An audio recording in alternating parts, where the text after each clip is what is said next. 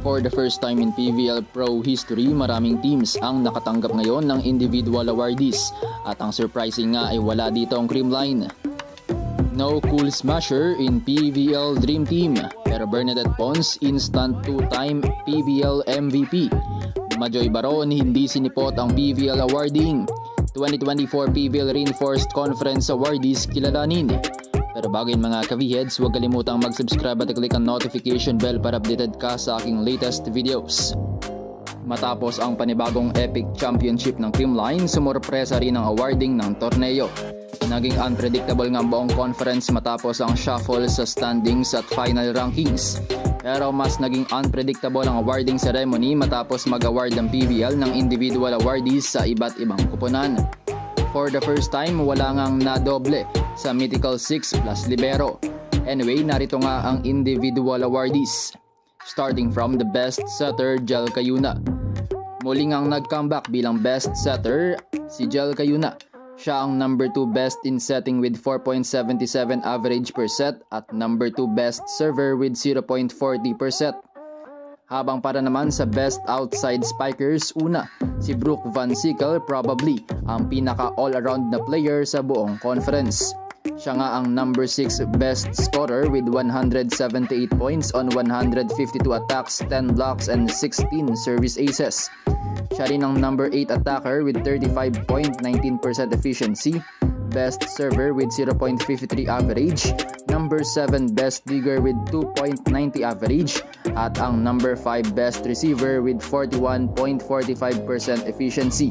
Habang sa second best outside spiker, wagi si Gretzel Saltones ng Akali being the number 6 best server at number 6 best receiver. Moving on sa best middle blockers, ginulantang ng former LaSalle middle blocker na si Des Clemente ang fans matapos itanghal bilang first best middle blocker being the number 4 blocker with 0.56 average sa conference.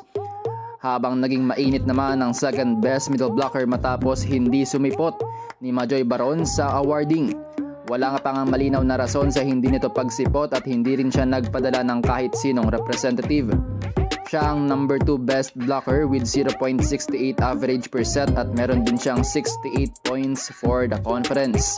Habang sa best opposite spiker, wagi ang youngster from the farm fresh na si Trisha Tubu. Siya nga ang best local attacker with being the number 5 overall best attacker and 36.40% average. Meron siyang 108 total points. Habang para sa best libero, wagi ang galleries defender na si Alyssa Eroa ang kanyang pangalan. Siya nga ang number 4 best digger with 4.09 average at ang number 1 best receiver with 47.83%. At for the first time ever, wala ngang representative ang Creamline sa Dream Team. Habang itinanghal naman bilang best reinforcement si MJ Perez na binitbit ang signal sa podium finish. Siya nga ang number 4 best scorer with 195 points, number 10 attacker with 34.85% at number 5 best server with 0.30 average.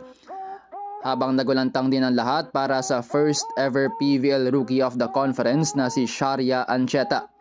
Nakakagulat nga na hindi siya kasama sa first round pick pero nagawa pa ring angatan ng ibang rookies, though hindi naman lahat ng rookies ay nakapaglaro na this conference.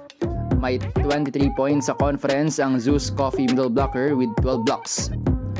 Habang para naman sa most exciting part, finally, sa kanyang volleyball career ay nakamit na rin ni Bernadette Pons ang kanyang well-deserved MVP award matapos pangunahan ang Creamline Cool Smashers bukod sa kanilang reinforcement. Sa conference siya ang number 12 best scorer with 131 points on 121 attacks, 5 blocks and 5 aces. Halos nag-ala best libero na nga rin siya being the number 5 best digger taling 3.23 digs per set at number 2 best receiver with 46.48% efficiency. Pero sa sobrang deserving niya, hindi lang isa kundi dalawang MVP pa ang nakuha niya. Siya nga rin ang itinanghal na finals MVP matapos pangunahan ng Creamline sa knockout championship game, scoring 19 big points. Humampas sa 42% ang kanyang attacking efficiency at meron pang 12 digs, 67% efficiency at 13 receptions, 59% efficiency.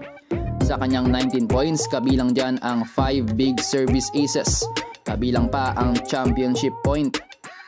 Habang sa podium, muling nakuha ng Cignal ang bronze medal matapos daigin ng sister team na PLDT sa knockout bronze medal game in 4 sets, 21-25, 25-19, 25-18 at 25-23.